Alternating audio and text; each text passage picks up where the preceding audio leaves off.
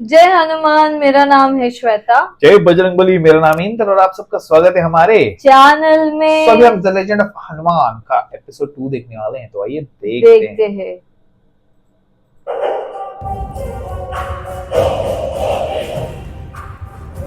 ये है दानवों का युग। Age of monster. तीनों लोक में फैला हुआ अंधकार, जिसके काले साए में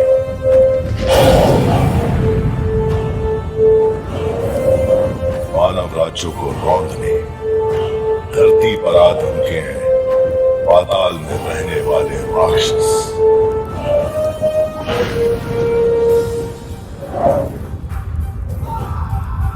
राक्षसों की बढ़ती सेना ने अनगिनत शूरवीरों के खून से धरती को रंग डाला और इस परचम को थामे हैं उनका मालिक, उनका सम्राट, जो तीनों लोक को खून की नदी में नहला देगा। खून की नदी। खून की नदी। जय हनुमान।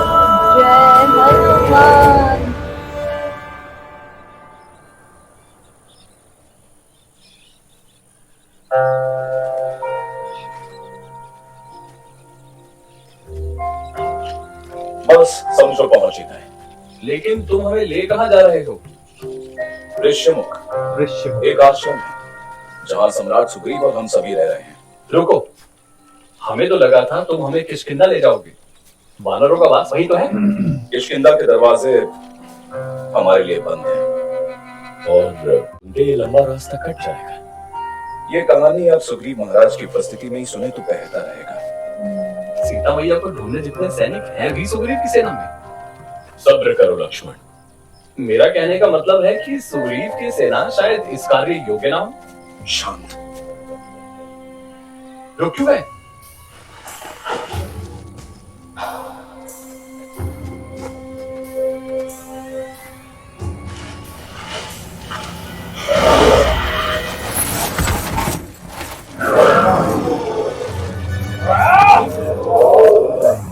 संभल कर।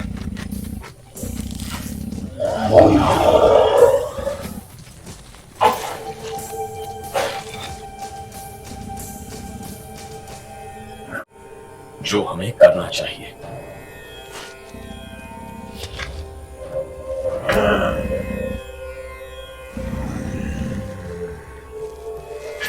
ओ, कुछ करो इससे पहले कि। रुको जरा, भरोसा रखो। भरोसा रखो।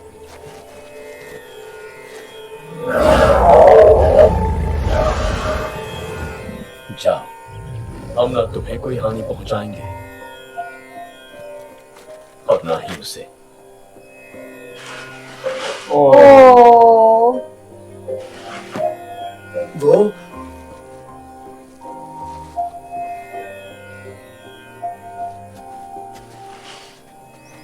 श्री राम, नाइस। वो बच्चा। उस जीव को हमारी मदद की जरूरत थी। पर राक्षस तो आपके शत्रु हैं। मेरा कोई शत्रु नहीं हनुमान। हाँ। अक्सर किसी की जान लेना आखिरी उपाय होता है, लेकिन मारने से बड़ा बचाने वाला होता है। बचाने वाला। किसी को मारकर तुम केवल उसके प्राण नहीं लेते, जो भी उस पर निर्भर है या होगा, तुम उनके अधिकार को भी छीन लेते हो। चले ऋष्यमुख की ओर।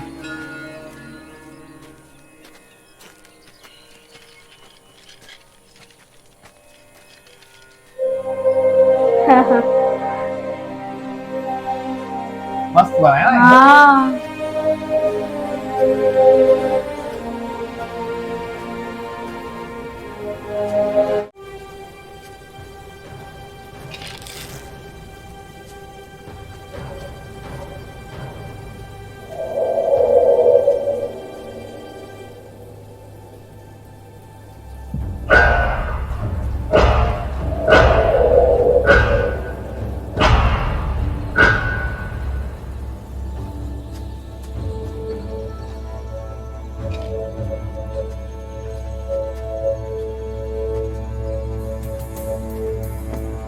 सब आ रहे देखो।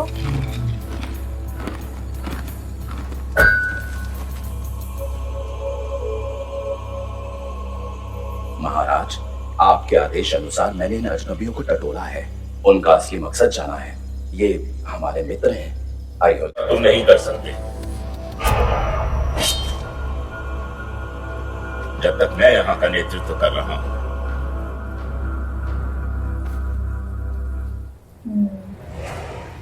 महाराज, ये अनादर नहीं, मेरे विचार हैं। ये दोनों भले मानुष हैं। भले मानुष जिन्हें न जाने किस गलती की सजा में अयोध्या से निष्कासित किया गया।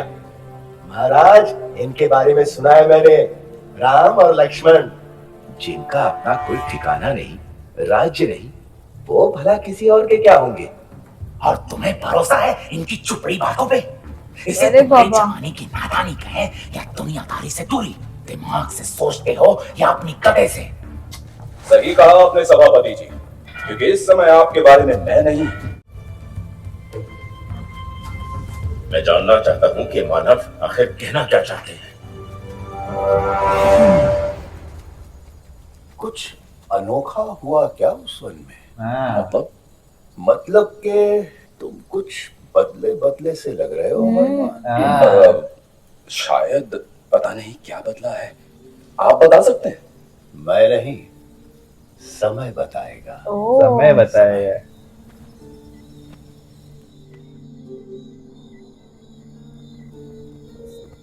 तो बताइए, मेरे पास क्यों आए हैं आप? हम आपके पास सहायता के लिए आए हैं महाराज।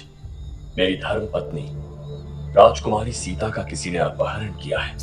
आपकी धर्म पत्नी? किसने?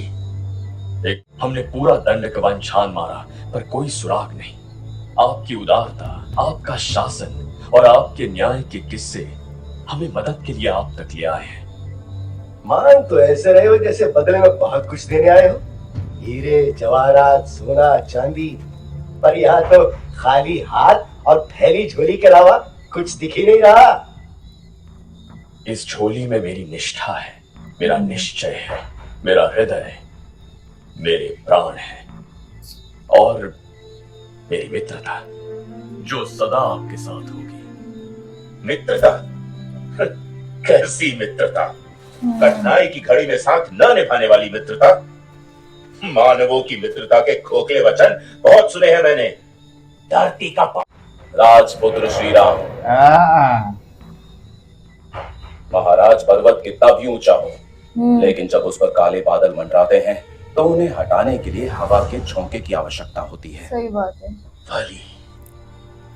जी महाराज, वाली।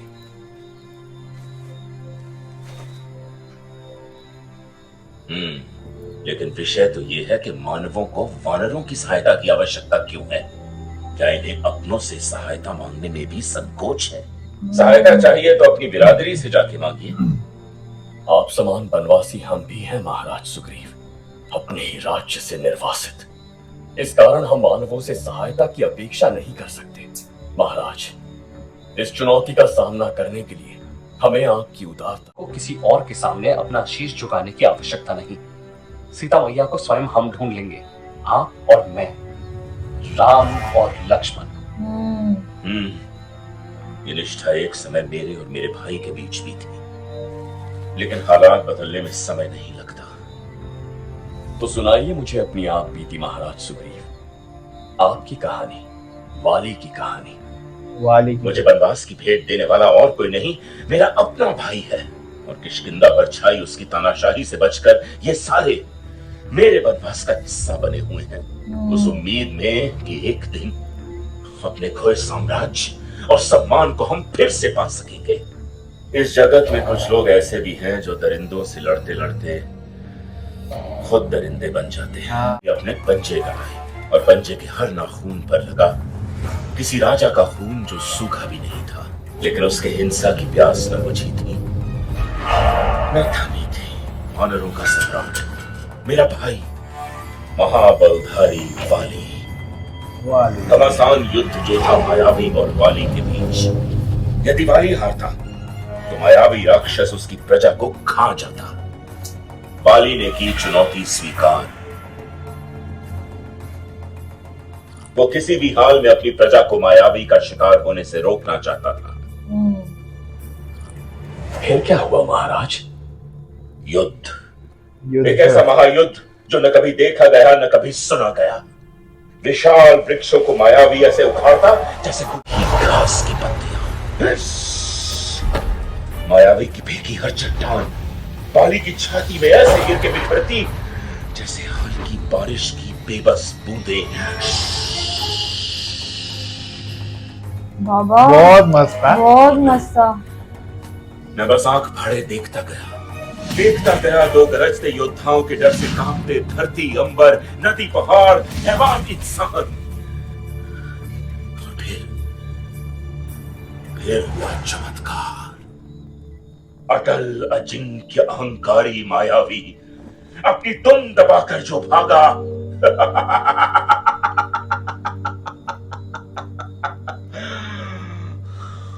भैया, मैंने उसका पीछा किया। वो आगे धरती के कोने में बसी एक गुफा में जाकर वाली के क्रोध से बचकर वो डरपोक जा छिपा। हाँ।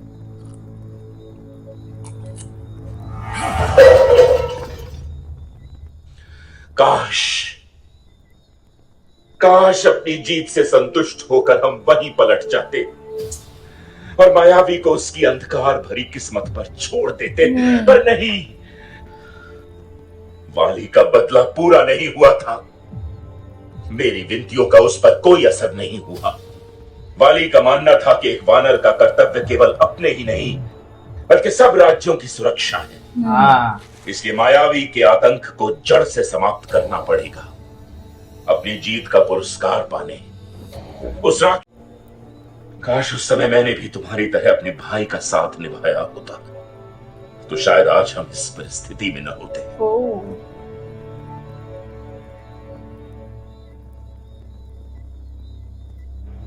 वाली गुफा की गहराइयों में ना जाने कहां गुम हो गया और रह गए महाराज सुग्रीव। वाली के आदेश अनुसार गुफा के द्वार पर पहरा देने। दिन बदले हफ्तों में, हफ्ते बदले महीनों में और महीने बदले सालों में। फिर भी वाली का कोई नामो निशान नहीं। हमें लगा गुफा वाली की समाधि बन गई थी।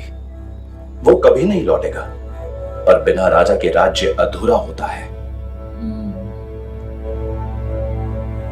आखिरकार जो वाली लौट कर आया वो मेरा भाई नहीं था। अपना अस्तित्व उसने उन्हें बंदी बना दिया।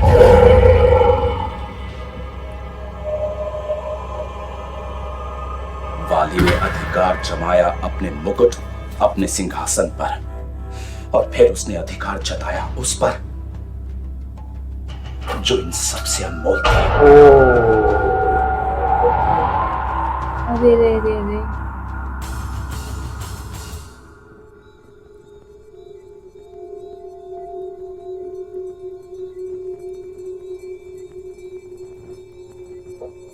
आपकी पत्नी रूमा नाम है उसका।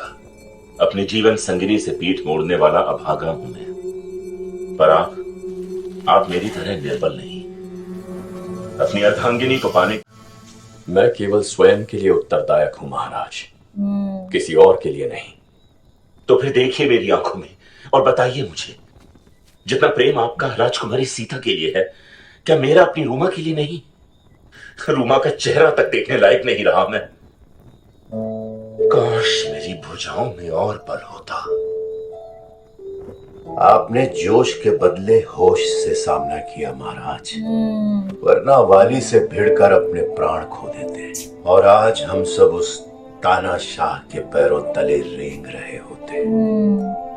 एक राजा अपने से पहले अपनी प्रजा की सोचता है और वही आपने किया।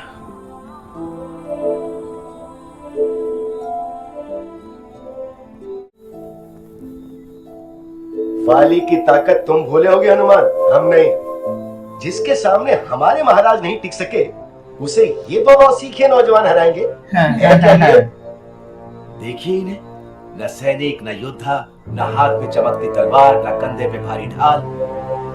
वाली अपना पैर धरती पर पटक दे तो भूकंप आ जाता है।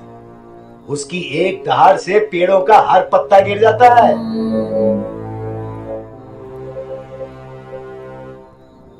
कैसे सामना करोगे ऐसे जीव का?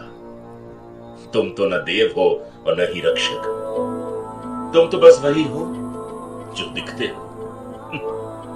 मानव। मानव।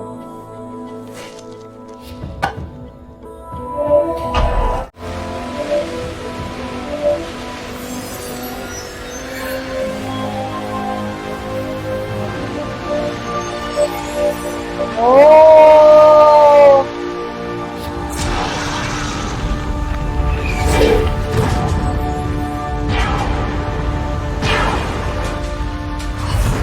नाइस, जबरदस्त।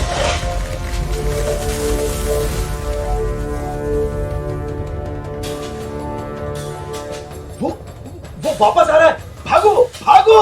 ये भागने की घड़ी नहीं है, जागने की है। हाँ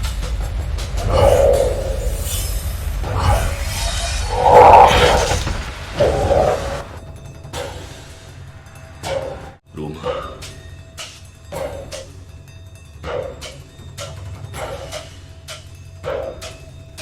तो तुम्हारे अनुसार उस राक्षस ने कोई निशान नहीं छोड़ा। आभूषण दिखाओ इन्हें।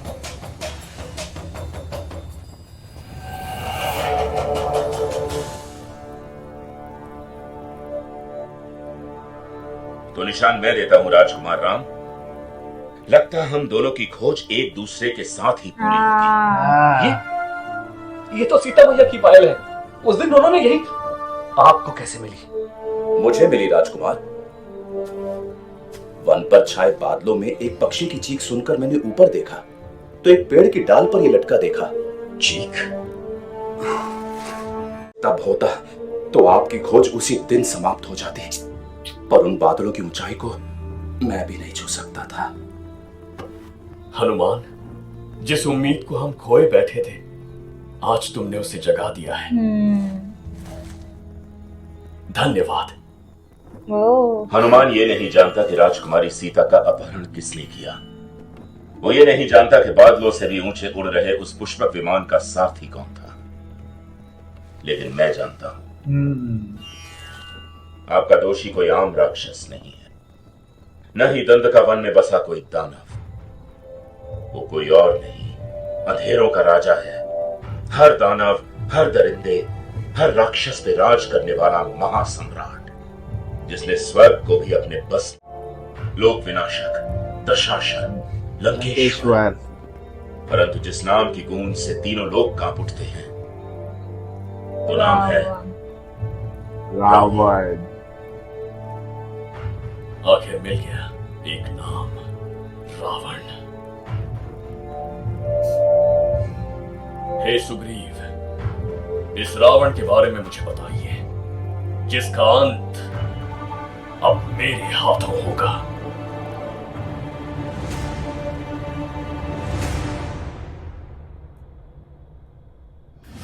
ओ हे क्या मैं पूरा बनाया खो है ही यार, गई हूँ। बहुत मस्त बनाया है एकदम।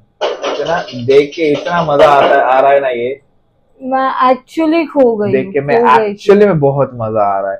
पूरा जैसे ना ऐसा स्टेप बाय स्टेप सारी स्टोरी बता रहे, पूरा गाने की पूरा वो वाली का पूरा स्टोरी बताया एकदम एकदम जिस तरह बहुत मस्त। उनकी भी वाइफ को Yes. लेके गए थे एंड ऑल, और यहाँ पे सीता Yes. मैया भी। बट ये बहुत मस्त बताया है, बहुत मस्त, बहुत अच्छा लगा। दोनों एक दूसरे की मदद करेंगे हाँ। तो ही देखना है कि कैसे भी। एटलीस्ट नाम तो मिल गया, नाम रावण। मिल गया, रावण। हाँ चलो अभी तो शुरुआत है, अभी तो बहुत कहानी बाकी है, बहुत लंबी लंबी रात तो है ये। इंतजार करेंगे गाइस अगले एपिसोड का। तब तक के लिए आप सब अपना ख्याल रखिए। ठीक है। Bye bye.